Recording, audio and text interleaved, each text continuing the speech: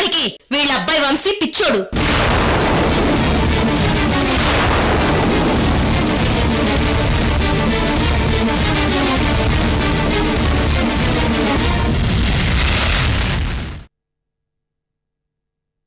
మీ సంస్కారం గొప్పది లక్ష్మీనారాయణ గారు అని నన్ను పొగిడినప్పుడు నా బిడ్డ గొప్పతనం చూసి ఆ మాట అన్నారని సంతోషపడ్డాను. మీ మేనకోడలికి మా కుటుంబానికి పెద్ద కోడలయ్యే అర్హత ఉందని మీరు అన్నప్పుడు అది నా మేనకోడల అదృష్టమని బొరిసిపోయాను. కాని ఆ తీయటి మాటల వెనుక మీ పచ్చి మోసం ఉందని పసిగట్టలేకపోయాను రత్నబాబు గారు.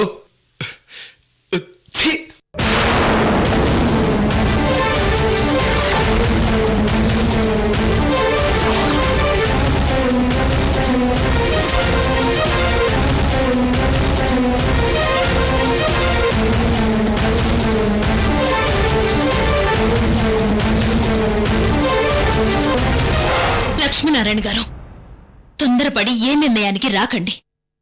ముందు నేను చెప్పేది వినండి. నా బిడ్డ జీవితం నాశనం చేయాలన్నా మీలాంటి కసాయి మనుషుల మాటలు వినాల్సిన అవసరం నాకు లేదు.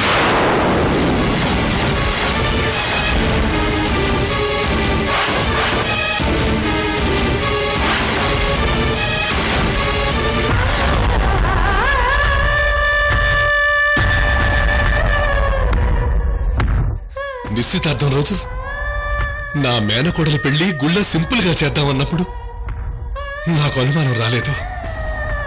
మన రెండు కుటుంబాలు ఉంటే చాలు, 3 రోజుల్లో ముహూర్తాలు పెళ్ళైపోవాలి అన్నప్పుడు కూడా నాకు అనుమానం రాలేదు.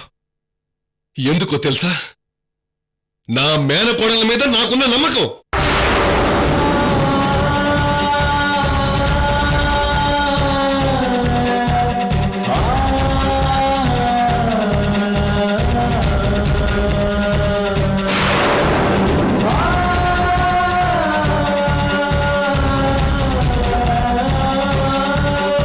నీ కొడుకు పిచ్చోడు అన్న విషయం పెళ్లికి ఒక రోజు ముందే తెలిసింది.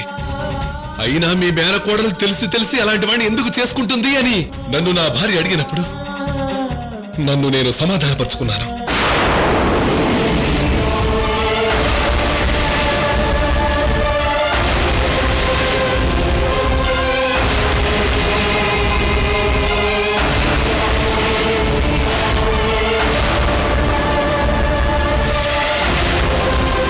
ఏంటన్నయ్య అంతా ముందే తప్పనట్టు మాట్లాడతావేంటి? వీళ్ళు జమీందారులు కాదు, పచ్చి మోసగాళ్ళు. బిస్కెట్ వేస్తే వచ్చే బొచ్చుకోకలు వీళ్ళు. ఆఫ్టర్ ఆల్ వీళ్ళదే ఉంది డబ్బుతో కొనిచ్చిన అహంకారం.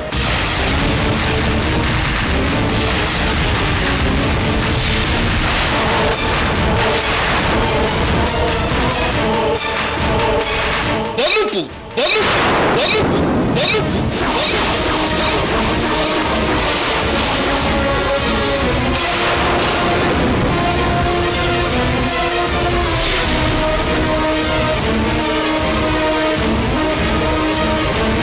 మీ డబ్బు అహంకారానికి లొంగి మా బిడ్డ కృష్ణవేణి జీవితాన్ని బలివ్వడానికి ఇక్కడెవరూ సిద్ధంగా లేరు. ఇంతసేపు మా అక్క మాట్లాడుతుందని ఊరుకుంటే మర్యాద లేకుండా ఇష్టం వచ్చినట్లు మాట్లాడతావా? నీకెట్రా మర్యాద ఇచ్చి మాట్లాడేది? పెళ్లికి ముందే మోసం బయటపడిపోయింది కాబట్టి వదిలేస్తున్నాం. లేకపోతే బెజవాడ బెంజి సర్కిల్లో నిలబెట్టి పుస్తకొట్టి తాట తీసేవండి రాస్కెల్. ఏయ్ వీరభద్రం, మా అక్క గురించి మా గురించి ఇంకొక్క మాట మాట్లాడేవో జైల్లో ఉంటావు.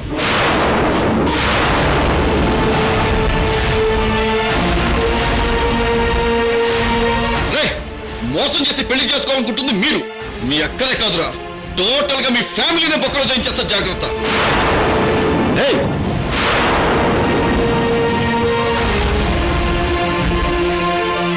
ఏయ్, మా ముందు నిలబడడానికి కూడా అర్హత లేదు, మమ్మల్ని జైల్లో పెడతావా? ఏయ్, జైలు దాకా ఎందుకు? ఇక్కడే నిన్ను మీ ఆయన్ని ఉత్కారేస్తుండ్లా. ఏం చేస్తావు నువ్వు? ఏంటి, మా ఇంటికొచ్చి చంద్రహారం గిఫ్ట్ గా తీసుకున్నప్పుడు వంగి వంగి దండాలు పెట్టావు. ఇప్పుడేంటి వాయిస్ పెంచుతున్నావు? ఏంటండి ధైర్యం? ఏయ్, ఈ కడప చంద్రకలతో పెట్టుకోకు, సుమోలు గాల్లోకి లేస్తాయి. ఏంది? ఇంతటితో ఆపేయండి.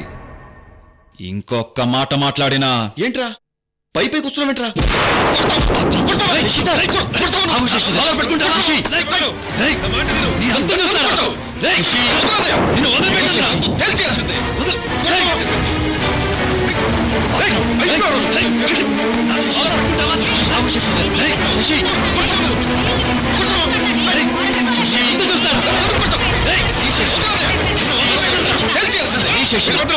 వీరభద్రం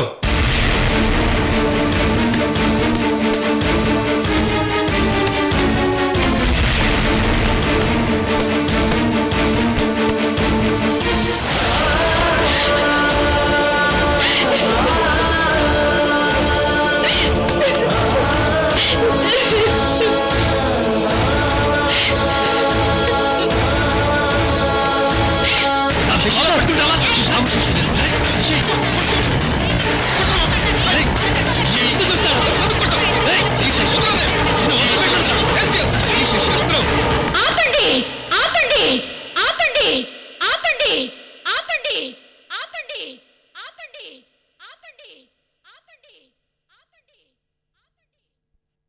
లక్ష్మీనారాయణ గారు, ముందు నేను చెప్పేది వినండి.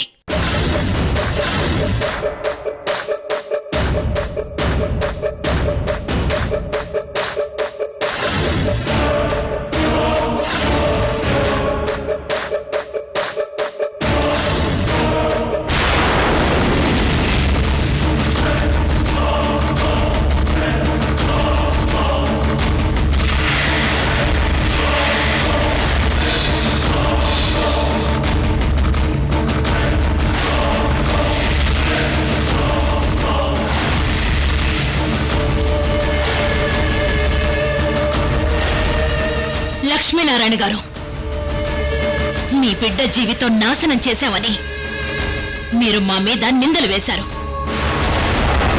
మీరు అసలు నిజం తెలుసుకోండి.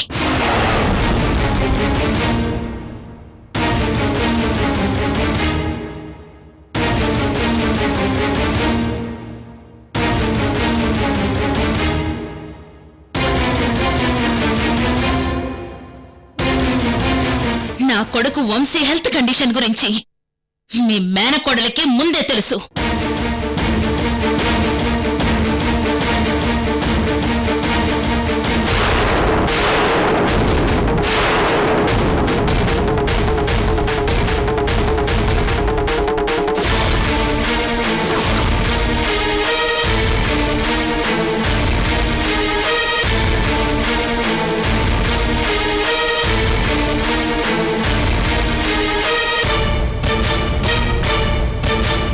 కోపం వస్తే వంశీ ఏం చేస్తాడో, ఎలా మాట్లాడతాడో, ఎలా బిహేవ్ చేస్తాడో అన్నీ తన కళ్ళతో చూసే పెళ్లి కొప్పుకుంది లక్ష్మీనారాయణ గారు.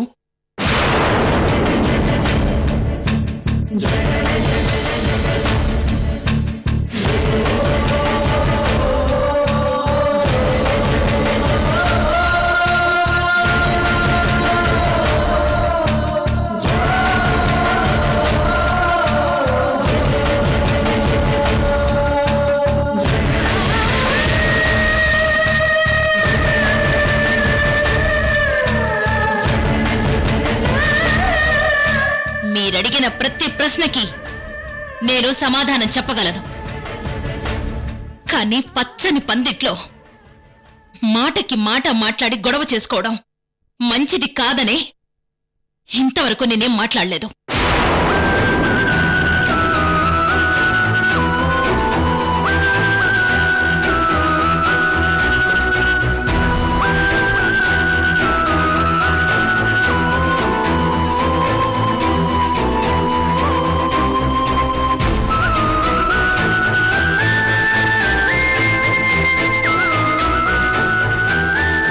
అబ్బాయి గురించి మీ మేనకోడలు ముందే చెప్పుంటుందనుకున్నాను. కానీ ఇవన్నీ మీ దగ్గర దాచిందని నాకిప్పుడు అర్థమవుతోంది లక్ష్మీనారాయణ గారు.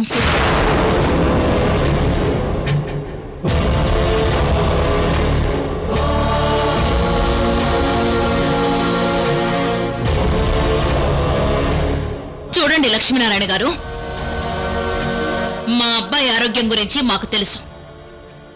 మీరు మాకు చెప్పాల్సిన అవసరం లేదు. ముందు మీ అమ్మాయి గురించి మీరు ఆలోచించుకోండి. మీకిష్టం లేకపోతే చెప్పండి. బలవంతంగా పెళ్లి చేసుకోవాల్సిన అవసరం మాకు లేదు.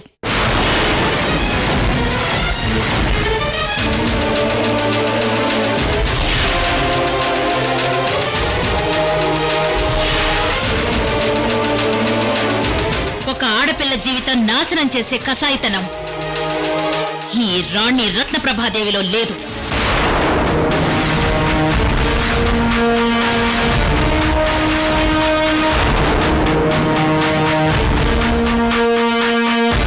మీ ముందు నిలబడి తలదించుకోవాల్సిన అగత్యం మాకస్సలు లేదు.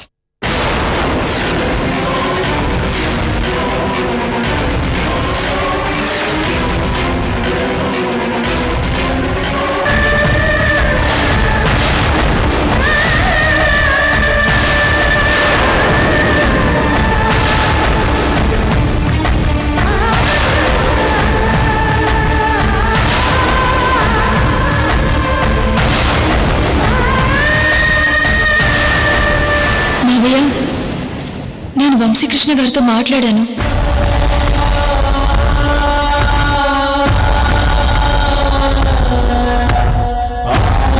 మీకు ఈ పెళ్లి మనస్ఫూర్తిగా ఇష్టమేనా? నాకు ఈ పెళ్లి మనస్ఫూర్తిగానే ఇష్టం.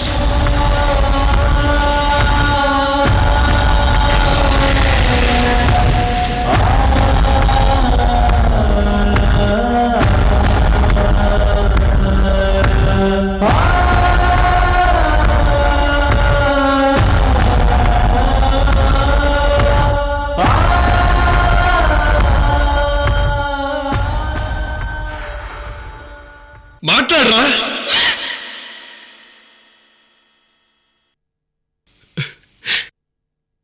మాట్లాడమ్మా, మాట్లాడమ్మా.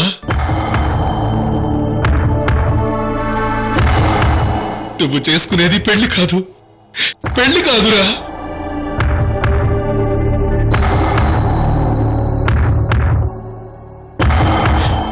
నీ గురించి వీళ్ళంతా ఏం చెప్పినా, ఏంటి చెప్పినా నేను నమ్మనురా, నమ్మను, నమ్మను.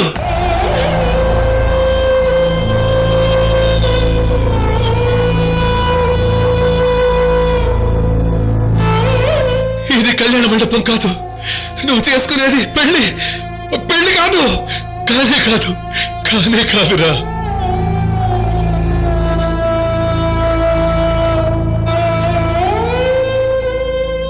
ఇది బొమ్మల పెళ్ళమ్మా, బొమ్మల పెళ్లి.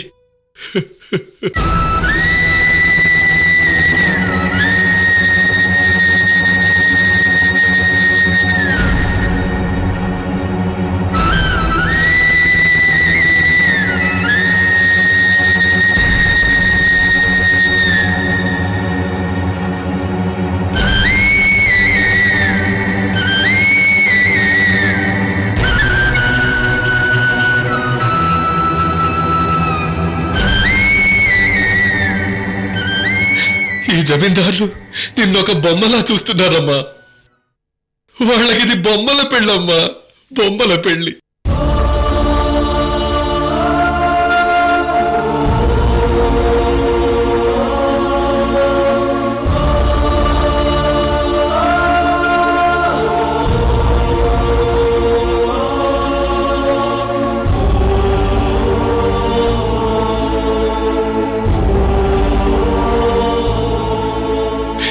ఈ బొమ్మల పెళ్లి మనకొద్దమ్మా, వద్దు, వద్దమ్మా, వద్దు, వద్దమ్మా.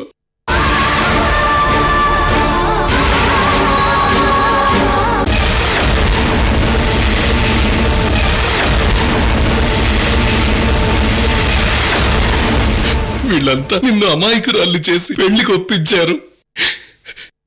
నువ్వు చిన్నపిల్లవమ్మా, నీకేం తెలుసు, నమ్మేశావు.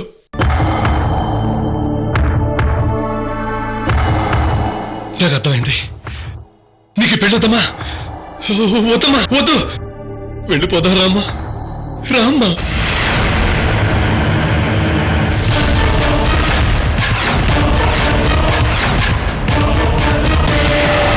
Promise madam.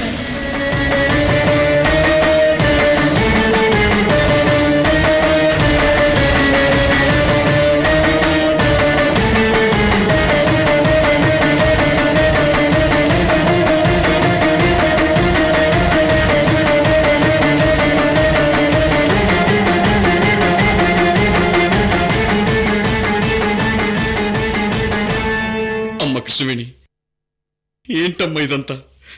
ఈ పెళ్ళొద్దని అన్నయ్య గుండెలు బాదుకుంటుంటే అసలు నువ్వు ఏం మాట్లాడవేంటమ్మా? అయినా నీకన్నీ తెలిసి పెళ్లి జరుగుతుందన్నారు వీళ్ళంతా. చెప్పమ్మా, అది అబద్ధం కదూ? నిన్ను మోసం చేసే పెళ్లికి ఒప్పించారు కదూ?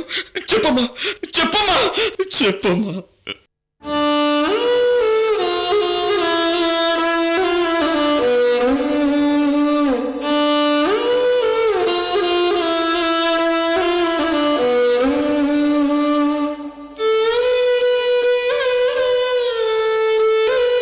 వద్దమ్మా, వద్దు అన్నయ్య. ఇక్కడ మనం ఒక్క క్షణం కూడా ఉండదు అన్నయ్య. చంద్రకళ వచ్చేసి ఉదయ 2 వెళ్ళిపోదాం. 2000 కోట్లకు వారసుడని యూరోప్ లో బిజీగా బిజినెస్ ట్రిప్ లో ఉన్నాడని ఇంత మోసం చేస్తారా? మీరేం పెద్ద మనుషులండి.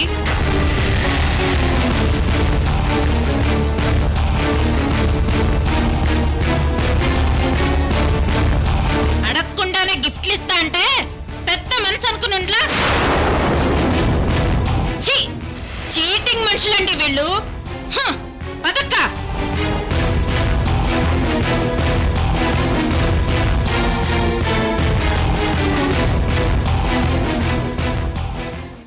పదమ్మా.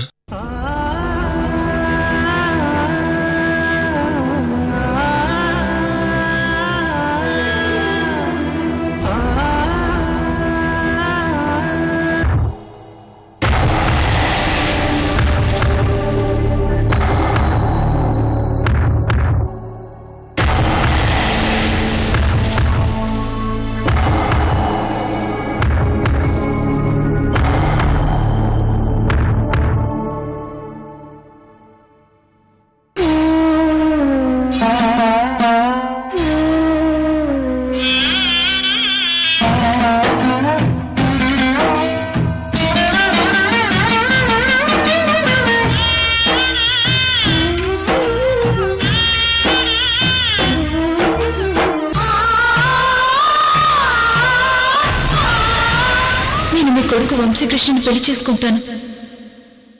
ప్రామిస్? Promise madam.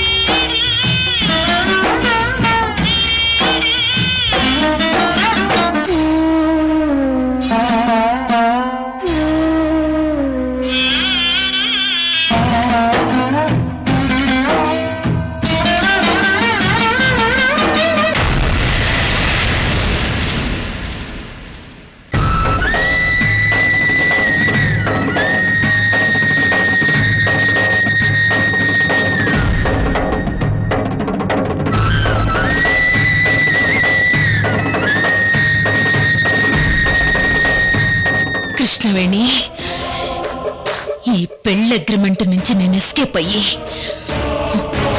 తిరిగి దానిలాగా నేను మీ మామయ్యతో మాట్లాడాల్సి వచ్చింది. అది నా తప్పే.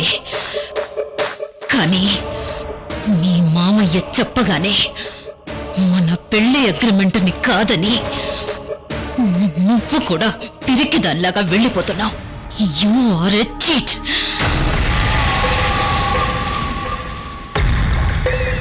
ఒసే కృష్ణవేణి, నీ పెళ్లి పెటాకులైపోయింది. ఇక నీకే దారి లేదు.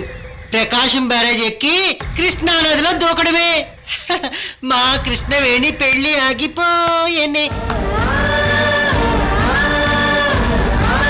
మా కృష్ణవేణి పెళ్లి ఆగిపోయేనే. కృష్ణవేణి పెళ్లి ఆగిపోయేనే. మా కృష్ణవేణి పెళ్లి ఆగిపోయేనే.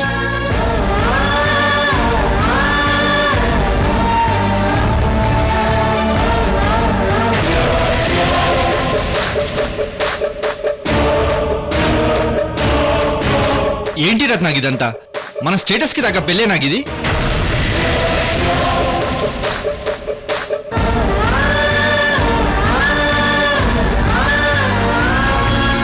అక్క, మేము ఆ రోజే చెప్పాం కృష్ణవేణికి ఇంటి కోడలయ్యే అర్హత లేదని. మా మాట వినలేదు.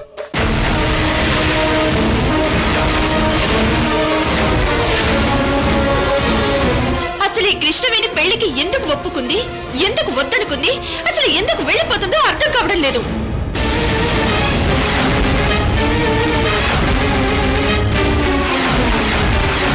పెళ్లి సింపుల్ గా అనుకున్నాం కాబట్టి సరిపోయింది. లేకపోతే సిటీ అంతా తెలిసి ఎంత అన్పాపులర్ అయ్యేవాళ్ళమో ఆలోచించు.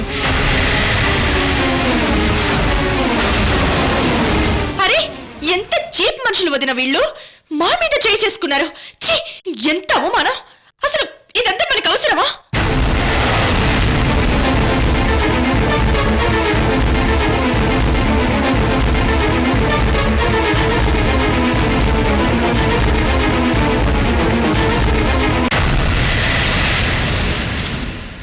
ఏమైందమ్మా ఆగావు?